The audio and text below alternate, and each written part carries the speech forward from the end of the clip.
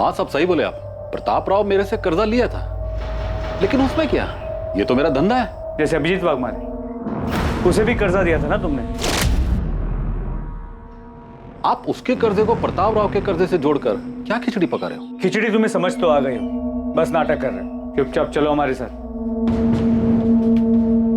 प्रदीप ध्यान रख, ये तो हो वो।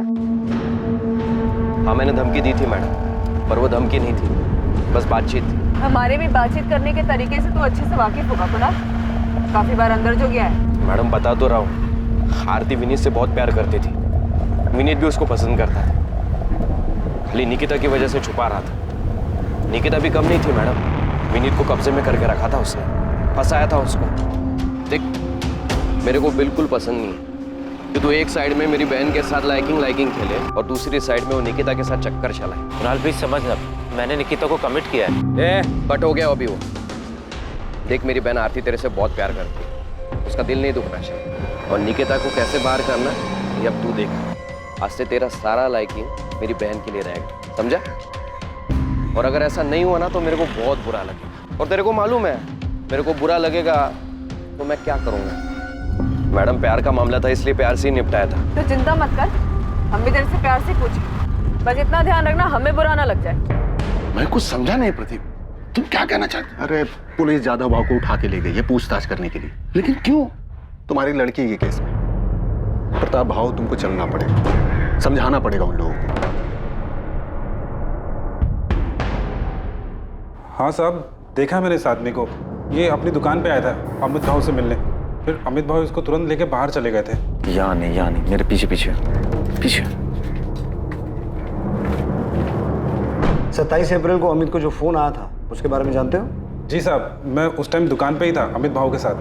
मेरी बहन ये कब पैदा हो गई? मेरी कोई बहन है ही नहीं। हेलो, अजीब आदमी है, कुछ भी बकवास किया जा रहा है। ए दिनेश, एक काम कर, थोड़ा काउंटर सवाल में आता हूँ। जी बाबा। फिर अमित भाव थोड़ी देर बाद वहाँ से बाहर चले गए थे, बस उसके आगे मैंने कुछ नहीं सुना साहब। क्या वो फोन इस हिस्ट्री शीटर किशोर कदम ने किया था? अमित की इसी से बात हुई थी? दिनेश, तुम इकलौते आदमी हो जिसने अमित को किशोर कदम के साथ मिलते जुलते देखा था। अमित की प्लानिंग के बारे में और क्या जानते हो? साहब मेरे को जो कुछ भी मालूम था मैंने आपको सब कुछ बता दिया, और साहब आपको मेरे को सुरक्षा देनी होगी। साहब अमित भाव बहुत खतरनाक आदमी है साहब, उसको ये सब मालूम पड़ेगा। घबराओ मत दिनेश, तुम्हें कुछ नहीं होगा।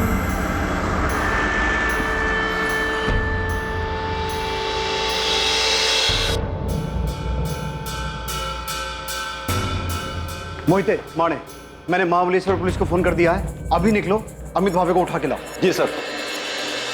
आरती है तुम्हारे कजन कुणाल सामंत की फोन लोकेशन, जिसमें साफ दिखाई दे रहा है कि 27 अप्रैल को ये उसी एरिया में था जहाँ से हमें निकिता की लाश मिली। हाँ तो मुझे इसके बारे में कुछ नहीं पता। मैडम मैं आपको पहले ही बता चुका हूँ, हो सकता मैं वहाँ से निकला हूँ, लेकिन अब सातारा इतना बड़ा भी शहर नहीं है कि किसी एक जगह से निकलना बड़ी बात है।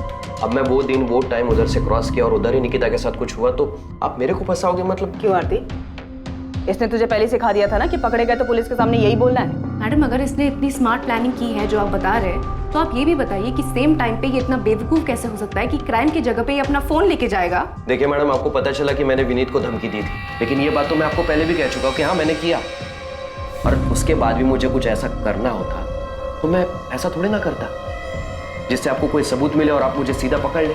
नहीं कुणाल, तू हर चीज में फेल हुआ है। तूने निकिता के मर्डर को सुसाइड दिखाने की कोशिश की है जिसमें तू कामयाब नहीं हुआ है, तो उसमें भी फेल ही हुआ है। ये क्या बात कर रही है मैडम आप? निकिता मेरे को जानती थी तो वो मेरे साथ किधर भी आती क्या, और वो भी तब जबकि उसको ये पता था कि मैंने विनीत को धमकाया था। ये सच बोल रहे हैं, धमकी वाली बात को लेकर निकिता ने मुझसे झगड़ा भी किया था। आरती, जब तेरे डोरे डालने से कुछ नहीं हो पाया तो तूने अपने लुच्चे लफंगे भाई को भेजा विनीत को धमकाने के लिए। तू मुझसे सवाल कर रही है? खुद को देखा है तूने? जब तू विनीत को रोक नहीं पाई मेरे पास आने से, उसको ब्लैकमेल करने लगी कि वो मुझसे दूर रहे। देख आरती, मुझे सब ब्लैकमेल करने की कोई जरूरत नहीं है, क्योंकि वो तुझे पसंद ही नहीं करता है। अच्छा, तुझे पता है मुझे प्राइवेट मैसेजेस करता है? आरती, विनीत मेरा बॉयफ्रेंड है, वो तेरे इस जाल में कभी नहीं फंसेगा, तो बेहतर यही होगा तो अपने ये डोरे किसी और पे डाल, शायद कोई फंस जाए। अगर वो तुझसे इतना ही प्यार करता है तो इतना डर क्यों रही है कि वो तुझे छोड़ के मेरे पास आएगा? विनीत मेरा है और सिर्फ मुझसे प्यार करता है। ये सारी बकवास ना तो अपने दिमाग से निकाल दे, कि तेरे उस छिछोरे भाई को विनीत को धमकाने के लिए भेजेगी और वो तेरा हो जाएगा, क्योंकि ये सब करके भी तू देख चुके हो बुरी तरीके से हार गई है। तू एक लूजर है और लूजर ही रहेगी, समझी? दूर रहे विनीत से। मैंने कुणाल से सिर्फ हेल्प मांगी थी और उस हेल्प का मतलब किसी को नुकसान पहुंचाना नहीं था। मेरा और निकिता का खुला झगड़ा था, सबके सामने था, हम छुप के नहीं लड़ रहे थे और इसके लिए मैं निकिता के साथ ऐसा कुछ करूंगी? मैडम मेरी हिस्ट्री है, मैं जुआ खेलता हूँ, पॉकेट मारता हूँ, लेकिन रेप जैसी गंदी हरकत मैंने कभी नहीं की और ना ही मैंने किसी का मर्डर किया। मैं जानता हूँ मैडम आप मेरे पे भरोसा नहीं करोगे, पर क्या निकिता मेरे पे भरोसा करती? वो मेरे साथ ऐसे ही आ जाती क्या? और मैं उसके साथ ऐसा सब कुछ करता तो वो चीखती चिल्लाती भी नहीं। कुणाल, निकिता का फोन कहाँ है? मैडम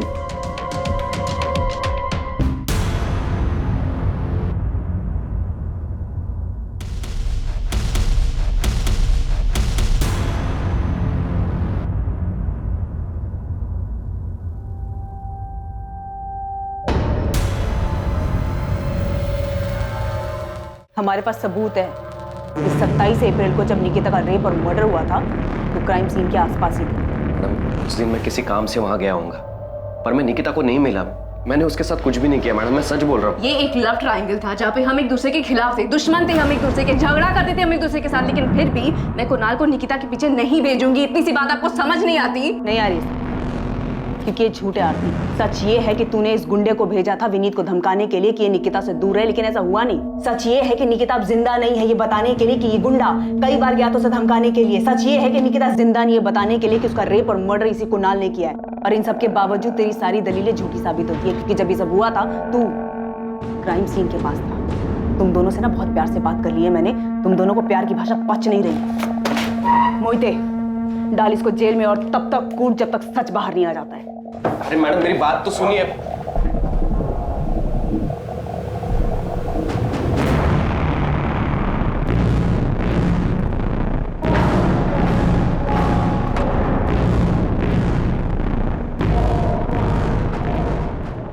अगर हम विक्रम जाधव से पूछताछ कर रहे हैं तो इसमें आप इतना परेशान क्यों हो रहे हैं? आप मेरी परेशानी अच्छी तरह समझते हैं साहब। घुमा फिरा के आप यही कहना चाहते हैं ना साहब कि मैंने जादव बाबू से कर्जा लिया था और अपनी बेटी को उसके पास भेजा था ताकि ये कर्जा माफ हो जाए। हमने तो ऐसा नहीं कहा। तो फिर और क्या पूछेंगे विक्रम बाबू से आप? मेरी चचेरी बहन के बेटे अमित के खिलाफ सबूत है ना आपके पास, उसने किया है सब कुछ, पूछिए उससे। हम ना तो अमित भावे को बख्शेंगे ना ही विक्रम जाधव को, फिर चाहे आप खुद निकिता के पिता आके हमें ये क्यों ना कहें कि हमें किससे पूछताछ करनी है और किससे नहीं। आप ये कहना चाहते हैं कि एक बाप ने खुद अपनी बेटी को उस आदमी के पास भेजा था जिससे उसने कर्जा लिया था? प्रताप राव जी, हम किसी ऐसे नतीजे पर नहीं पहुंचे हैं, लेकिन आप जिस तरीके से जोर देकर इस बात पे अड़े हुए हैं कि हमें विक्रम जाधव से पूछताछ नहीं करनी चाहिए, उससे कुछ चीजों पर शक हो रहा है। आपके लिए बेहतर होगा हमें हमारा काम करने दीजिए।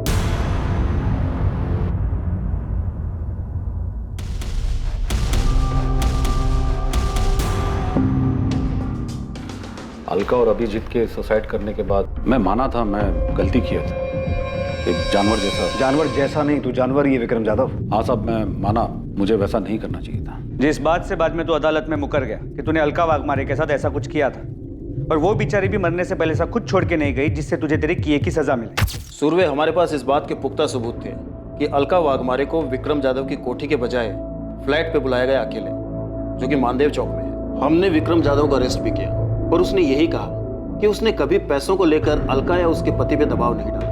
मूल तो छोड़ो, 2 साल से ब्याज भी नहीं दे पा रही थी, जिसका इसने फायदा उठाया, और जब ये नहीं टूटा तो हमने इसके राइट हैंड प्रदीप को तोड़ा।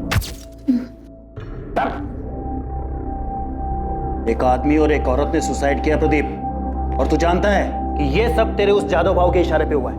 देख, वो तो जेल में जाएगा ही, अगर तू नहीं बोला तो तू भी जेल जाएगा। सच बोल रहा हूँ, अलका मैंने खुद उधर आई साहब ने खाली अभिजीत भाव को बोला था। अभिजीत भाव ने खुद अलका बहनी को उधर भेजा था। जादव भाव, इनके घर का कीमत अभी कुछ 14-15 लाख होगा, उतने में हो जाएगा। भाव, मैं हाथ जोड़ता भाव, ऐसा मत करो भाव, सर से छत मत छीनो भाव, मैं सारा पैसे दे दूंगा भाव। तू खाली बोलता है, लौटाता नहीं। शुरू में खाली 4 महीना तू ब्याज भरा है, उसके बाद हर बार तू आता है खाली जबान देकर चला जाता है। अभी क्या करेगा तेरा खाली जबान का मैं? जैसे जैसे होगा पैसे दे दूंगा भाव। ठीक है, अभी अगर तू ये जबान और दुहाई देने की बात छोड़कर कुछ और देने की बात करे तो मैं तेरा थोड़ा बहुत ब्याज, थोड़ा बहुत क्यों, बहुत सारा पैसा भी माफ कर सकता हूं।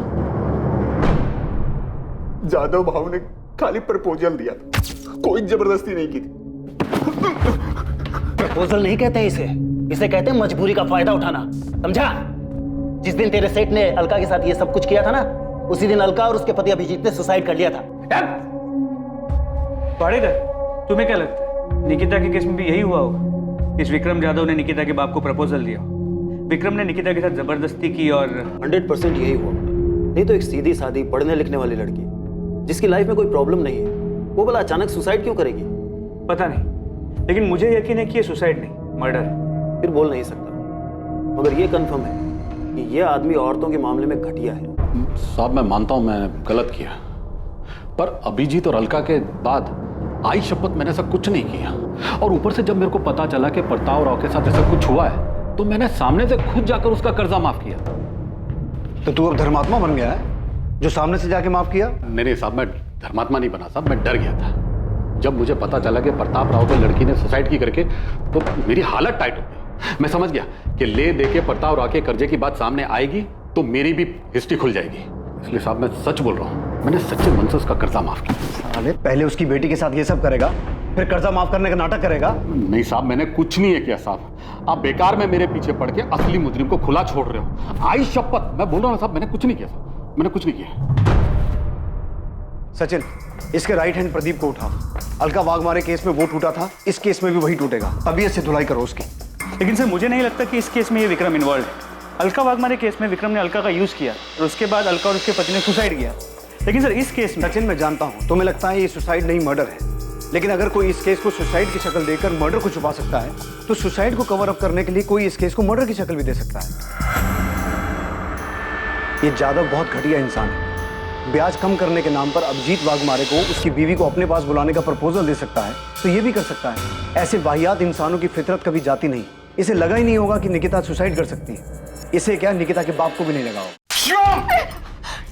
बाहर वाले लोग जो बातें बना रहे हैं तो अलग, और मालती, शिवम, तुम लोग मुझसे ऐसे घटिया सवाल कैसे कर सकते हो कि मैंने निकिता को जादव के पास भेजा था? तुमको लगता है कि मैं ऐसा करूं? और आपको क्या लगता है ताई सुसाइड क्यों करेगी? उस आरती की वजह से। उसने सुसाइड नहीं किया है, ये सब उस कमीने अमित भावे ने किया है। उसने पुलिस को झूठ बोला है कि उसको गुमनाम फोन आया था।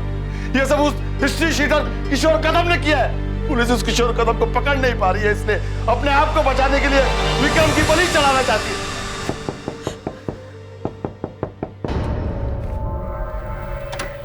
बताइए, अब आप क्या नया बताने आए? बताने नहीं, पूछने आया।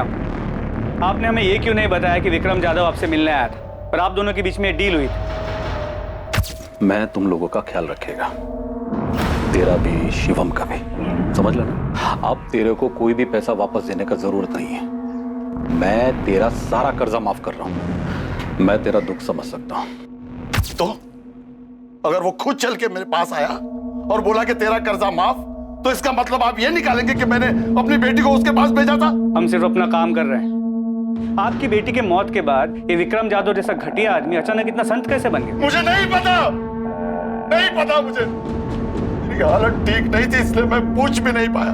इसका ब्याज टाइम पे दिया है मैंने, जाके पूछ लो उसको। विक्रम जाधव जो होगा सो होगा।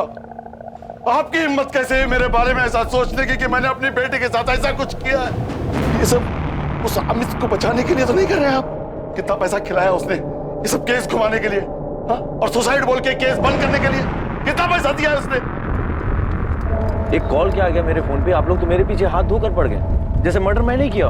किशोर कदम कहाँ है? अरे कौन किशोर कदम? मैं किसी की दो डंडे की औकात नहीं तेरी, हमें पता है। वो गुमनाम आदमी का फोन नहीं था, निकिता के फोन से वो फोन तुझे किशोर कदम ने किया था।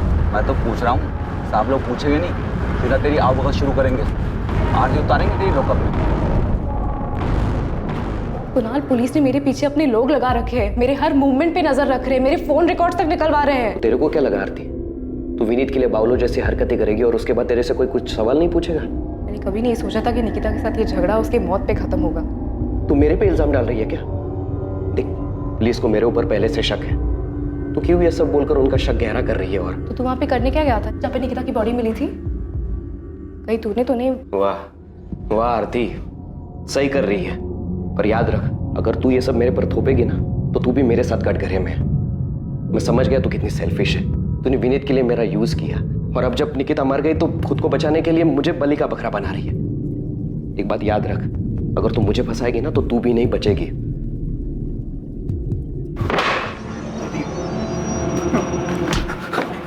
पिछली बार तू बच गया था, इस बार नहीं बचेगा। मैं सच बोल रहा हूं, तेरी लाश तक नहीं मिलेगी। जब मैंने पिछली बार सब सच बता दिया भाव ने क्या किया, तो अभी मैं झूठ क्यों बोलूंगा साहब? कसम से साहब, वो लड़की उधर अगर आई भी होगी और भाव ने उसके साथ कुछ किया भी होगा तो मेरे को नहीं मालूम। तेरे भाव ने प्रताप राव का कर्जा क्यों माफ किया, वो भी निकिता के मरने के बाद? जितना मुझे मालूम है, भाव लड़की के मरने के बाद बहुत डर गया था। उसको वो अलका वाघमारे वाला मामला याद आ गया था। अभी अगर भाव और प्रताप राव किसी खोपचे में कोई डील किए होंगे तो मेरे को नहीं मालूम। निकिता का फोन कहाँ है? नहीं पता साहब। निकिता उधर मेरे सामने नहीं आई होती तो मैं फोकट में इतना मार खाता। झूठ बोलता, वो भी भाव को बचाने के लिए। तेरी दुकान में काम करने वाले दिनेश को खड़ा करूं तेरे सामने, बुलाऊं उसे? वो भी बोलेगा और तेरे कॉल रिकॉर्ड्स भी यही बोलेंगे कि तेरी किशोर कदम से बातचीत हुई थी। सर, मैं मानता हूँ कि किशोर से मेरी बात। उससे बातचीत नहीं, उसे साजिश कहता है, जो तूने किशोर के साथ मिलके की थी कि पहले निकिता का रेप करना और फिर उसे पेड़ से लटका देना। बोल, यही प्लानिंग की थी ना तूने? नहीं सर, मैंने किशोर कदम को हायर किया था सिर्फ प्रताप मामा को धमकाने के लिए, ताकि वो मेरी जमीन मुझे वापस कर दे। और जो केस कोर्ट में चल रहा है वो केस कोर्ट के बाहर ही खत्म हो जाए। केस तो बहुत लंबा चलेगा और बहुत भारी पड़ेगा तुझ पे। सिर्फ धमकी देने के लिए हायर किया था उसे, तो प्रताप राव को धमकी दी उसने? सर, मुझे नहीं पता कि काम किया कि नहीं किया, लेकिन निकिता को नुकसान पहुंचाने जैसी कोई बात नहीं हुई थी। भाऊ, खाली धमकी देने से कुछ नहीं होगा। उनको मालूम हो जाएगा धमकी तुम दिलवाए। पहले से कितना लुच्चा है तुम लोगों का, मालूम नहीं है तुमको? अब लेकिन ऐसा कुछ और नहीं करने का है, सिर्फ धमकी देना है, सिर्फ धमकी। तो अभी बोले ना उसका एक बेटा है, एक बेटी है, दोनों में से किसी एक को। अरे नहीं, ऐसा कुछ नहीं कराना है। ठीक है, फिर खाली धमकी का 1 लाख लगेगा, 50 एडवांस। और एक बार धमकी देने से कुछ नहीं होगा, कम से कम 3-4 बार देनी पड़ेगी, तब जाके असर होगा। ठीक है, ये रहा एडवांस। और याद रहे, हाँ, सिर्फ धमकी देनी है, सिर्फ धमकी। किशोर कदम कहाँ है? सर, मुझे नहीं पता कहाँ है।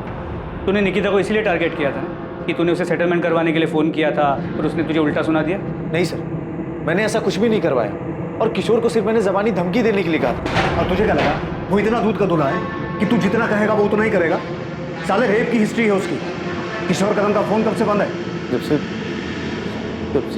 क्या? जब से निकिता के नंबर से मेरे नंबर पे फोन आया था, तब से उसका नंबर बंद है। तुझे उस दिन फोन किशोर ने किया था, अपने फोन की बजाय निकिता के फोन से। उल्टा तुझे ही टोपी पहना गया वो, है ना? मुझे भी उस दिन 1 मिनट के लिए ऐसा ही लगा था कि कहीं किशोर ने कोई अलग कांड तो नहीं कर दिया, लेकिन मैं सच कह रहा हूँ, उस दिन फोन पर किशोर नहीं था। अजीब आदमी है, कुछ भी बकवास किया जा रहा है। सर, मुझे बाद में ठनका कि कहीं किशोर ने मुझे फंसाने की कोई चाल तो नहीं चल दी। सर, मैं बहुत घबरा गया था। मैंने किशोर को फोन किया, उसका फोन बंद आ रहा था। सर, आज तक बंद है। तो तू उसी टाइम समझ गया था कि बहन मतलब निकिता, और किशोर ने 100% उसके साथ कुछ किया है। उस दिन किशोर को सिर्फ मैंने धमकी देने के लिए कहा था, और कुछ नहीं। और जो फोन पे आवाज थी सर, वो किशोर की नहीं थी। सर, मैं सच कह रहा हूँ, मैं झूठ नहीं कह रहा। उस समय तक सारे नंबर मेरे मोबाइल में ट्रांसफर नहीं हुए थे, और किशोर को सिर्फ मैंने धमकी देने के लिए पैसे दिए थे। अच्छा, मतलब वो रेप और मर्डर उसने अपने मन से किए थे। चल, मान लिया हमने कि तू बहुत ही शरीफ आदमी है। जा महाबलेश्वर, जा अपने घर, जा आराम कर, जा।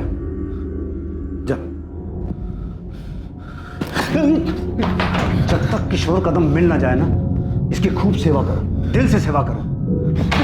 निकिता के साथ जो कुछ भी हुआ है, यही साला उसकी जड़ है। सर, मैं सच कह रहा हूं, मैंने कुछ नहीं किया सर।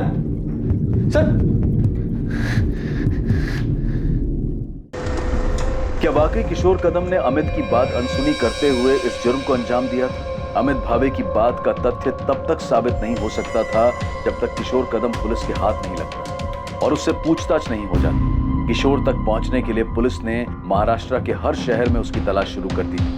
उसकी खबर देने वाले को इनाम देने की घोषणा तक की गई थी। किशोर को गिरफ्त में लेने के लिए शहर और शहर के बाहर के सभी पुलिस नेटवर्क उसकी तलाश में लगा दिए गए थे। मुझे किशोर कदम नाम के आदमी ने कभी कोई धमकी नहीं दी, पर इस बात में कोई शक नहीं है कि जो कुछ मेरी बेटी के साथ हुआ है उसमें अमित का हाथ है। सीधे सीधे इस सवाल का जवाब दीजिए। जब हमने आपसे पहले पूछा था कि आपका किसी के साथ कोई झगड़ा है, कोई दुश्मनी है, तब आपने हमें क्यों नहीं बताया? क्योंकि मुझे पता नहीं था साहब। मैं सोच भी नहीं सकता था कि जो आदमी मेरा रिश्तेदार है वो जमीन की लालच में इस हद तक गिर सकता है। मुझे ये भी कहाँ पता था कि निकिता का कोई बॉयफ्रेंड था, और ना ये पता था कि रोज की तरह वो उस दिन भी कॉलेज तो जा रही थी पर कभी लौट कर नहीं आई, और मिलेगी भी तो इस हाल में। ऐसा भी कुछ था जो निकिता का बॉयफ्रेंड विनीत शुरू से जानता था, या शायद बहुत कुछ जानता था जो उसने पुलिस को नहीं बताया था। क्या विनीत कुछ छुपा रहा था? सर, किशोर कदम कोल्हापुर में पकड़ा गया है। ग्रेट।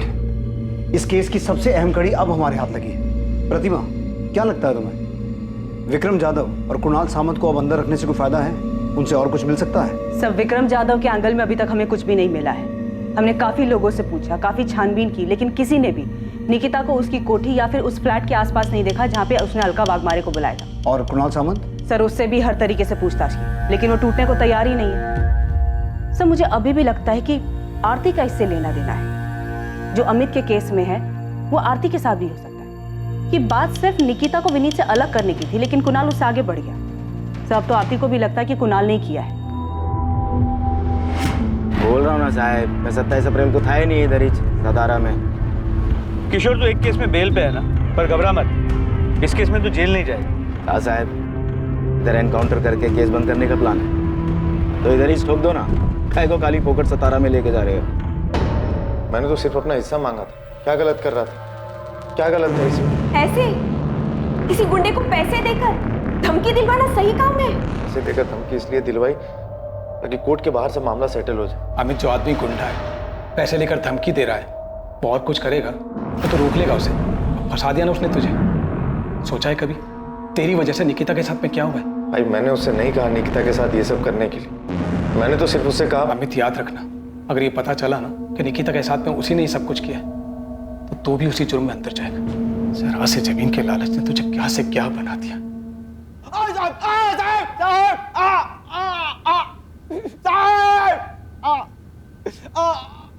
3 दिनों तक लगातार पूछताछ और मार खाने के बावजूद किशोर कदम ये कबूल करने को तैयार नहीं था कि उसने ये जुर्म किया था।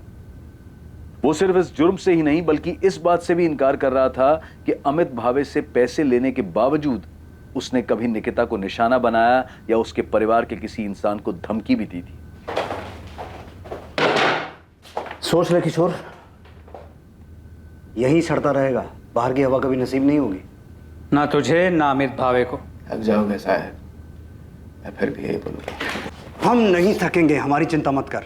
अब अगर अपनी सलामती चाहता है तो ये बता कि रस्सी कहाँ से खरीदी? हाथ से गला घोंट के मारा या रस्सी गले में डाल के? साहब, जब इतना मान के बैठे हो तो मेरे मुंह से सुनने का क्या मतलब? साहब, मैंने पैसा धमकी देने के लिए लिया था और वो भी नहीं दिया, खाली पैसा कब्जे किया। लड़की का छोड़ो साहब, उसकी फैमिली के किसी एक आदमी के पीछे नहीं गया मैं। आप लोग मेरे को एड़ा समझते हो। मैं लड़की के फ़ोन से अमित को फ़ोन करूँगा, मेरे को समझ में नहीं आता क्या? क्या देख रहे हो साहब, मैंने उस लड़की के साथ कुछ भी नहीं किया है। किसने नहीं किया? विक्रम जाधव ने नहीं किया, कुणाल सामंत ने नहीं किया, तो फिर किया किसने? सर, प्रतिमा विनीत से बात कर रही है, उसके और निकिता की आखिरी मीटिंग के बारे में। प्रतिमा को अब भी लगता है कि विनीत पूरा सच नहीं बता, कुछ छुपा रहा है। मैडम, मैं कुछ नहीं छुपा रहा हूँ, सच बोल रहा हूँ। आरती के भाई ने तुझे धमकी दी। आरती और निकिता के बीच में तेरी वजह से झगड़ा चल रहा था, और निकिता ये भी जानती थी कि तू आरती को मैसेज करता था, फिर भी निकिता तेरे जैसे डबल ढोलकी पे विश्वास करती कि। मैडम, मैं कोई डबल ढोलकी नहीं हूँ। आरती के साथ मेरा कुछ नहीं था, मैं निकिता से प्यार करता था। हाँ, कुछ टाइम के लिए मैं आरती की तरफ अट्रैक्ट हो गया था, और निकिता कुछ ज्यादा इस बात से डर गई। और इसी बात का डर उसे उस दिन भी था ना? नहीं, वो नाराज थी कि मैंने आरती को मैसेज किया, और इसी बात से परेशान थी। वो ये समझ ही नहीं रही थी कि वो मुझे लेके बहुत ज्यादा पोजेसिव हो रही थी। परेशान हो गया था उसकी इस आदत से। और इस परेशानी का हल तूने ये निकाला कि उसे। नहीं, बिल्कुल नहीं। हाँ, मुझसे थोड़ा तंग जरूर आ गया। निकिता, तुम सिर्फ अपने बारे में सोचते हो, तुम्हें जो ठीक लगता है वही हो, और मैं चाहूँ या ना चाहूँ मुझे भी वही करना पड़े। अब मुझे भी लग रहा है कि मुझे सोचने के लिए टाइम चाहिए। क्या सोचने के लिए टाइम चाहिए? कि क्या बहाना बना के मुझे छोड़ सको, कैसे उस आरती के पास जा सको? मुझे अपने बारे में सोचने के लिए टाइम चाहिए, क्या सही है क्या नहीं। हर बात तुम्हारे और आरती के बारे में नहीं होती। पक चुका हूँ यार तुम दोनों से। क्या कहा तुमने? तुम पक चुके हो मुझसे? निकिता, हमें एक दूसरे को थोड़ा टाइम देना चाहिए, ये हम दोनों के लिए अच्छा रहेगा।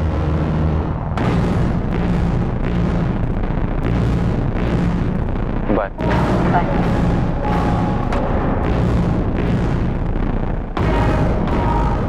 आरती को लेकर उस दिन फिर हमारे बीच में झगड़ा हुआ। निकिता भी थोड़ी अपसेट हो गई थी, मैं भी परेशान हो गया था, इसलिए मैंने निकिता को उसके बाद कॉल नहीं की। मैं कुछ टाइम के लिए अकेला रहना चाहता था। उसका फ़ोन नहीं आया, मुझे लगा कि शायद वो मेरी बात समझ गई, इसलिए फ़ोन नहीं कर रही। ये बात तूने हमें पहले क्यों नहीं बताई? क्योंकि ये मैडम हमारा पर्सनल था, और निकिता के साथ जो हुआ है उसका इससे कोई लेना देना नहीं। तुझे कैसे पता लेना देना है कि नहीं? वो मवाली कुणाल या उसकी बावली बहन आरती, उन्होंने निकिता के साथ कुछ नहीं किया होगा? नहीं, मुझे नहीं लगता उन्होंने कुछ किया। मुझे लगता है निकिता के साथ कुछ और हुआ।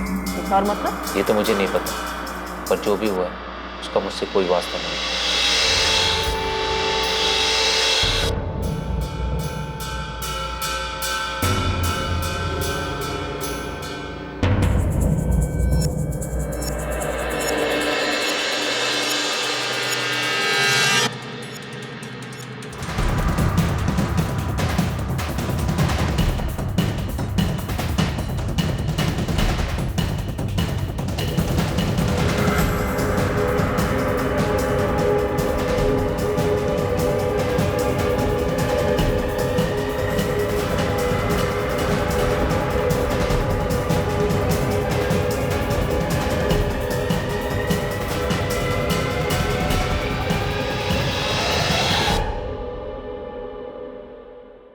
सर, मुझे लगता है कि हम इस बात पे अटक गए हैं कि निकिता का मर्डर हुआ है, जो कि इन सस्पेक्ट में से किसी ने अपना मकसद पूरा करने के लिए किया है। प्रतिमा, फिर से ये मत कहना कि तुम्हें अब भी लगता है कि ये सुसाइड का केस। प्रतिमा, अगर सुसाइड किया हो तो उसके पीछे कोई रीजन तो होना चाहिए। विक्रम जाधव की थ्योरी में कोई भी सुराग सामने नहीं आया कि उसने निकिता के साथ रेप किया, इसी वजह से उसने सुसाइड किया। तो फिर क्या हो सकता है? पता नहीं सर, पर मुझे अभी भी लगता है कि कुछ तो था जिसकी वजह से निकिता दुखी थी। ये हमने सीसीटीवी फुटेज में भी देखा है। प्रतिमा, हमें ये भी पता है कि उसके मरने से पहले उसके साथ रेप हुआ था। यस सर, याद है मुझे। सर, ये सुसाइड नहीं, मर्डर है। अगर हम ये मान भी लेते हैं कि विक्रम जाधव ने उसके साथ कुछ किया था, वो उसे बर्दाश्त नहीं कर पाई और उसने सुसाइड कर ली, तो तब भी उसके फ़ोन के गायब होने के पीछे क्या कारण हो सकता है? क्या उसने सुसाइड करने से पहले अपना फ़ोन खुद फेंक दिया, जो आज तक नहीं मिला? सर, इससे ये साफ हो जाता है कि ये सुसाइड नहीं, मर्डर है। और ये मैं 100% श्योर होकर कहता हूं। निकिता को रस्सी से गला घोट के मारा गया और फिर उसी रस्सी से उसे पेड़ से लटका दिया गया, इसीलिए उसके गले पे सिर्फ रस्सी का निशान, और पेड़ पे लटकाने की वजह से उसकी गर्दन की हड्डी टूट गई, जो हमें कंफ्यूज कर रही है। सर, क्राइम सीन पे निकिता का फोन नहीं मिला है, इससे ये साफ होता है कि जिसने भी निकिता को मारा है वो उसका फोन अपने साथ लेकर चला गया। पर ये हो कौन सकता है? सारे हिस्ट्री शीटर्स को हमने तोड़ा है, उन पर नजर रखे हुए हैं, उनमें से कोई नहीं है, तो फिर है कौन?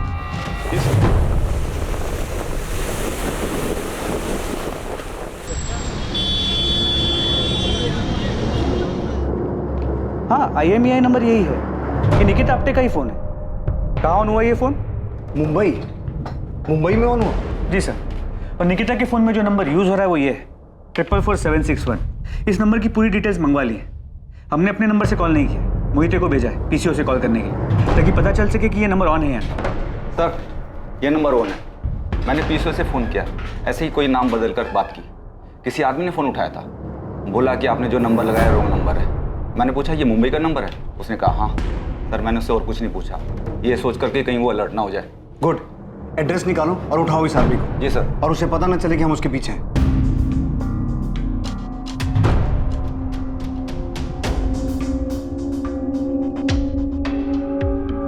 सर, नंबर किसी अविनाश मोरे के नाम पर रजिस्टर्ड, कांदिवली का एड्रेस। फौरन मुंबई के लिए निकलो और इस आदमी को उठा के लाओ। प्रतिमा, इसकी फोटो निकिता की फैमिली को दिखाओ और पता करो इसे पहचानते हैं क्या, और ये भी चेक करो इसकी कोई क्रिमिनल हिस्ट्री है क्या। ठीक है सर।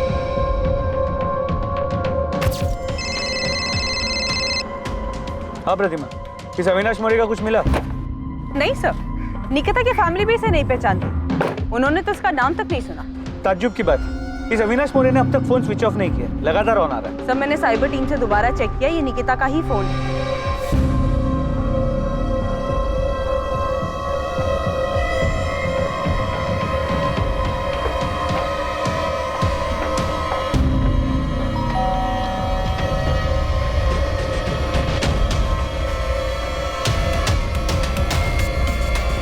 जी अविनाश मोरे, जी भाई हूँ। तू जो फोन यूज करता है वो कहाँ है? आप लोग हैं कौन और ये पूछ क्यों रहे हैं? सतारा। और साहब आप मेरा फोन क्यों देखना चाहते हैं? क्योंकि वो फोन तेरा नहीं, किसी और का है। नहीं, ये तेरा फोन नहीं। साहब ये मेरा ही फोन है। तेरा नंबर 444761 3 दिन पहले एक फोन में एक्टिव हुआ था, वो फोन कहाँ है? साहब लेकिन हुआ क्या है? 3 दिन पहले तेरा नंबर जिस फोन में एक्टिव हुआ था वो फोन सतारा के निकिता आप्टे का है, जिसका 6 महीने पहले रेप और मर्डर हुआ है। वो सब तो मुझे पता नहीं है, लेकिन इसी फोन में मैंने 3 दिन पहले सिम डाला था। अविनाश वो फोन ऐसे नहीं, ऐसे दिखता है। सर इसे लॉकअप में ले जाके पूछते हैं, तब याद आ जाएगा इसे। अरे साहब इसमें याद क्या करना, मैं सच कह रहा हूँ साहब। साहब मेरा फोन खराब हो गया था, डिस्प्ले गया था उसका, मैंने उसे बनने के लिए डाला था और राजू की दुकान से काम चलाने के लिए ये फोन मैंने 1000 रुपए का खरीदा था। चल राजू के दुकान पे ले चलो। हाँ चलो साहब। चल राजू इनको बताओ कि ये फोन मैंने तुमसे ही खरीदा था ना? हाँ साहब, ये फोन मैंने ही बेचा था उसको। इस फोन का जो IMEI नंबर है वो उस लड़की के फोन का है जिसका सतारा में 6 महीने पहले रेप और मर्डर हुआ। IMEI नंबर सेम है, लेकिन उसका फोन ये था। हमारे पास एक कंफर्मेशन है कि निकिता के फोन का मॉडल ये है, और हमने ये भी कंफर्म किया कि इस फोन का जो IMEI नंबर है वो निकिता के फोन। साहब ये जो आप फोटो दिखा रहे हैं ना फोन का, ये बिकने के लिए आया था मेरे पास, मैं ही खरीदा था। किससे खरीदा था? ऐसे ही चलते फिरते एक बंदा आया था बेचने के लिए। मेरे को ये फोन बेचने का है, बंद पड़ा है, चल नहीं रहा। चल ही नहीं रहा है? नहीं। अरे भाई इसका तो बॉडी भी डैमेज है, मेरे भी किसी काम का नहीं, खरीद के करूंगा क्या इसको? अरे देख लो, मोबाइल का दुकान है, कुछ काम आ जाएगा आपके। जो भी दोगे चलेगा मेरे को। मैं बोला 200 रुपए से ज्यादा नहीं देगा, वो बोला ठीक है और बेच के चला गया। तो फिर वो टूटा हुआ फोन का है और उस फोन का IMEI नंबर इस अविनाश के फोन में कहाँ से आया? ये फोन का बॉडी एकदम डैमेज हो गया था, बैटरी वैटरी सब ठीक था, तो मैंने बाहर का बॉडी निकाल के फेंक दिया और अंदर का माल मटेरियल जुगाड़ करके ये फोन में फिट कर दिया। तुम्हें ये फोन किसने बेचा? उसका नाम क्या है जिसने बेचा? नाम तो याद नहीं साहब, 1-2 महीना हो गया अभी। देख राजू, हमें वो आदमी चाहिए, और अगर वो नहीं मिला ना हम तेरी जन्म पत्री बना देंगे कि तूने सतारा में उस लड़की के साथ रेप और मर्डर किया। खाली पीली मेरे को काहे को फंसा रहे साहब, मैं तो खाली फोन खरीदा था। जिसने फोन बेचा उसका हुलिया याद है? साहब याद करने की कोशिश करता हूँ साहब। नहीं, ये भी नहीं, ये नहीं, ये था ना? नहीं साहब ये भी नहीं था। जैसा वो सब बोले ना वैसा मैं आपको उसका हुलिया बताने को तैयार हूँ। सच्ची साहब, जितना याद है सब बताऊंगा, बिल्कुल नहीं घुमाऊंगा, कसम से।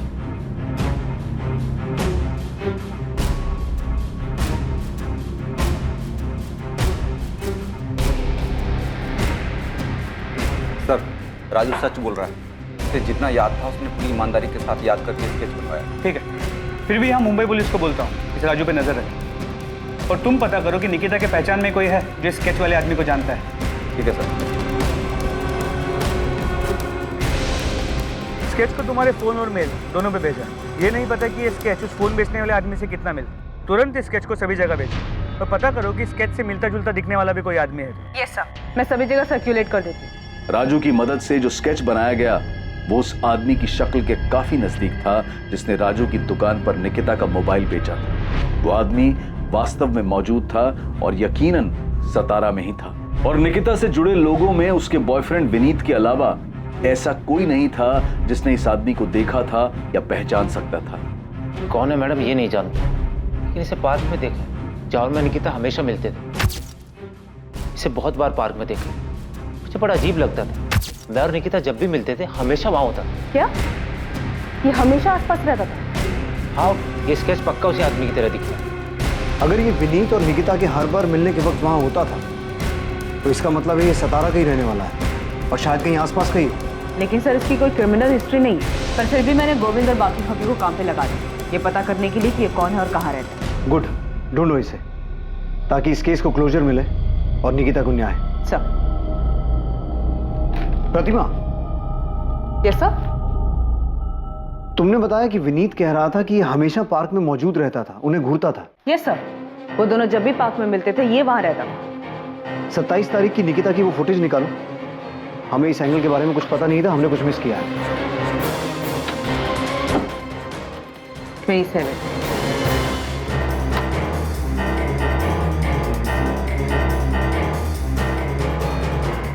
ये निकिता निकली, इसके पीछे तो नहीं दिख रहा। एक काम करो, निकिता के दिखने से 5-10 मिनट पहले का फोटो चेक करो।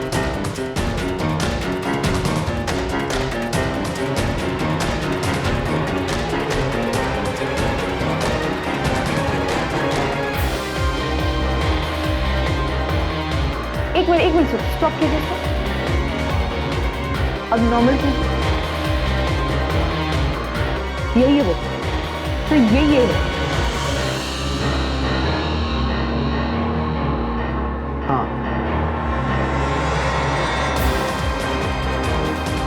हाँ सर, ये वही आदमी है क्या? इसी ने निकिता के साथ निकिता का मोबाइल इसके पास था जो इसने मुंबई में जाके बेचा। ये है कौन? साहब इस तरफ प्रशांत केलकर नाम है इसका, इलेक्ट्रिशियन है, यहीं सातारा का ही है। पुलिस ने इस आदमी का स्केच बनवाया था, उसे 27 अप्रैल की सीसीटीवी फुटेज में पहचान लिया गया और पुलिस अपने मुखबिर की मदद से उस तक पहुंच गई। जी चल आजा। क्या हुआ साहब, क्या बात हो गई? साले 6 महीने से भटका रहा है, पूछ रहा है क्या हो गया?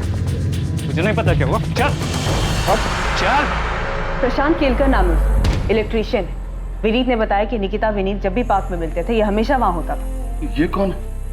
ये किशोर कदम की तरह कोई दूसरा आदमी जिसको अमित ने पैसे देकर निकिता को? नहीं, प्रशांत हिस्ट्री शीटर नहीं, उसे पुलिस स्टेशन ला रहे हैं, फिर पूछताछ करेंगे उससे। मैडम, इस आदमी का मेरी बहन से क्या लेना देना? पता नहीं शिवम, अभी कुछ नहीं बता सकता। ऐसे ही बोलेगा या इलेक्ट्रिक शॉक खाएगा? बिना झटका खाए बोल दे बेहतर। निकिता का फोन तेरे पास था, उस मोबाइल शॉप वाले राजू ने तुझे पहचान लिया। ऐसे प्यार से नहीं बोलेगा सचिन। प्रशांत केलकर, निकिता के साथ वो सब तूने किया ना? मैं सही बोल रहा हूँ?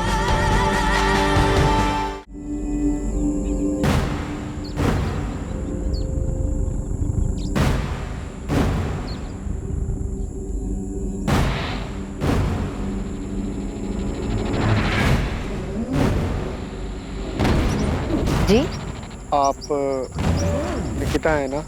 हाँ, क्यों? आपसे कुछ जरूरी बात करनी है। क्या बात करनी है? आप हो कौन? तो मैं आपके पापा को जानता हूँ। पहले बताओ तो सही, आप हो कौन? क्या बात करनी है आपको? ये क्या कर रहे हैं?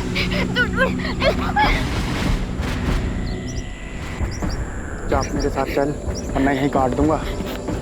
मुझे जाने दो। मेरे बैग में कुछ पैसे, मेरी घड़ी, मेरा फोन सब ले लो। प्लीज मुझे ऐसे जाने दो। मुझे ये सब कुछ नहीं चाहिए, मुझे सिर्फ तू चाहिए, सिर्फ तू। कब से तेरे पीछे हूँ, आज जाकर मिली है तू।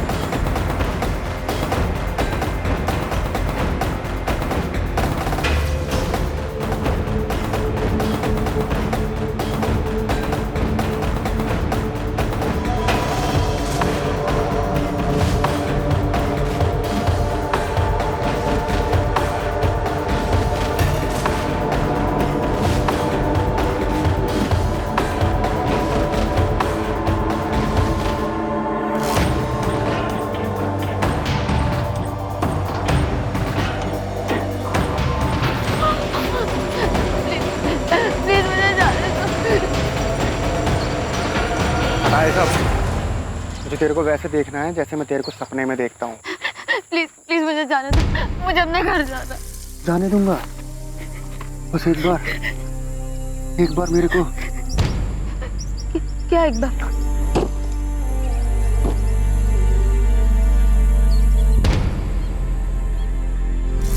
ये ले, पहन ले।